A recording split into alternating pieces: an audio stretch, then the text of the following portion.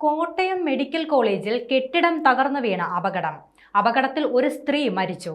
ആശുപത്രിയിലെ 14-ാം വാർഡിലെ കെട്ടിടമാണ് പൊളിഞ്ഞു വീണത്. അടച്ചിട്ടിരുന്ന ശുചിമുറിയുടെ ഭാഗമാണ് തകർന്നു വീണതെന്നാണ് അധികൃതർ അറിയിക്കുന്നത്.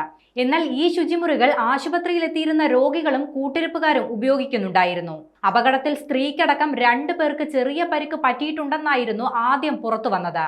ഒരു കുട്ടിക്കും 45 വയസ്സ് തോന്നിക്കുന്ന ഒരു സ്ത്രീക്കുമാണ് പരിക്കേറ്റതെന്നാണ് ദൃക്സാക്ഷികൾ ആദ്യം അറിയിച്ചത്. ഇവരെ 2 പേരെയും രക്ഷിച്ചിരുന്നു.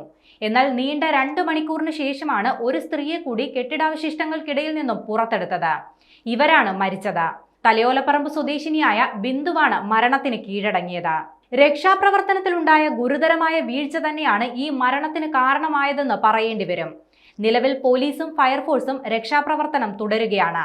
കെട്ടിടത്തിന് ഏറെ നാളത്തെ കാലപ്പഴക്കമുണ്ടെന്നാണ് വിവരം. ഇതായിരിക്കാം തകർന്നു വീഴാനുണ്ടായ കാരണം.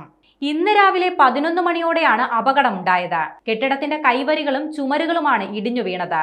ആശുപത്രിയുടെ പഴയ കെട്ടിടമായിരുന്നു ഇത്.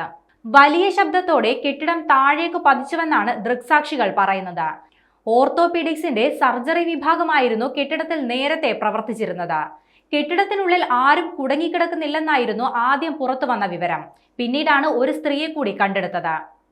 അതേസമയം കെട്ടിടത്തിലെ ശുചിമുറിക്ക് ബലക്ഷയം കണ്ടതിനാൽ പുതിയ കെട്ടിടം പണിയുകയും ബലക്ഷയം കണ്ട കെട്ടിടം അടച്ചിടുകയുമായിരുന്നുവെന്നാണ് സൂപ്രണ്ടിന്റെ പ്രതികരണം. ഇതിനിടെ സംഭവത്തിൽ വിമർശനവുമായി തിരുവഞ്ചൂർ രാധാകൃഷ്ണൻ MLA രംഗത്തെത്തി. ഒന്നാമതാണെന്ന് പറയുന്നതല്ലാതെ ഗൗരവമുള്ള കാര്യങ്ങൾ പരിശോധിക്കുന്നില്ലെന്നും അനാസ്ഥയും കെടുകാര്യസ്ഥതയും മാത്രമാണ് നിലവിലുള്ളതെന്നും തിരുവഞ്ചൂർ കുറ്റപ്പെടുത്തി. നല്ല നിലവാരത്തിലുള്ള മെഡിക്കൽ കോളേജ് ആയിരുന്നുവെന്നും സൗകര്യങ്ങൾ വർദ്ധിപ്പിക്കാൻ സർക്കാർ നടപടിയെടുക്കുന്നില്ലെന്നും തിരുവഞ്ചൂർ ആരോപിച്ചു.